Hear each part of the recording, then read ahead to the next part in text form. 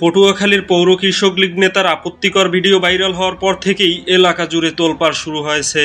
আপত্তিকর ওই ভিডিও ঘিরে সমালোচিত ব্যক্তি হলেন পৌর কৃষক লীগের আহ্বায়ক শহীদুল ইসলাম। বৃহস্পতিবার 18 এপ্রিল দুপুরে সামাজিক যোগাযোগ মাধ্যমে ভিডিওটি ছড়িয়ে পড়লে নেতিবাচক মন্তব্য করেন সাধারণ মানুষ সহ বিভিন্ন কমিটির নেতাকর্মীরা। ভিডিও প্রকাশের পরে তার নেতৃত্বগুণ নিয়ে প্রশ্ন তুলছেন অনেকেই। ছড়িয়ে পড়া ওই ভিডিওতে দেখা যায় উলঙ্গ অবস্থায় কৃষক লীগের ওই নেতা খালি রুমে ভিডিও কলে আপত্তিকর কাজে লিপ্ত ছিলেন। তবে ওই কলে যুক্ত থাকা অপর ব্যক্তির পরিচয় শনাক্ত করা যায়নি।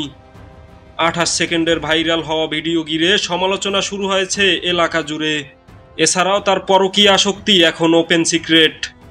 নাম প্রকাশে অনিচ্ছুক কৃষক লীগের একাধিক নেতাকর্মীরা জানান, যে কোনো সংগঠনের নেতা হলো পথ প্রদর্শক। নেতা নির্বাচিত হন কর্মীদের ভালোবাসায়। কিন্তু সম্প্রতি সময়ে শহীদুল ইসলাম যে ধরনের অনৈতিক কার্যকলাপে যুক্ত হচ্ছেন, এতে শুধু তিনি নন, সংগঠন তথা কমিটিরাও বিতর্কিত হচ্ছে। তার এসব কর্মকাণ্ডের দায়ভার জেলা কৃষক লীগ গ্রহণ করবে না। এ ঘটনার জন্য নিন্দা জানাচ্ছি। পটুয়াখালী জেলা কৃষক লীগের ভারপ্রাপ্ত সভাপতি গাজী আলী হোসেন বলেন, এর আগেও তার নামে অনেক কিছু শুনেছি, তবে গুরুত্ব দিয়ে দেখা হয়নি।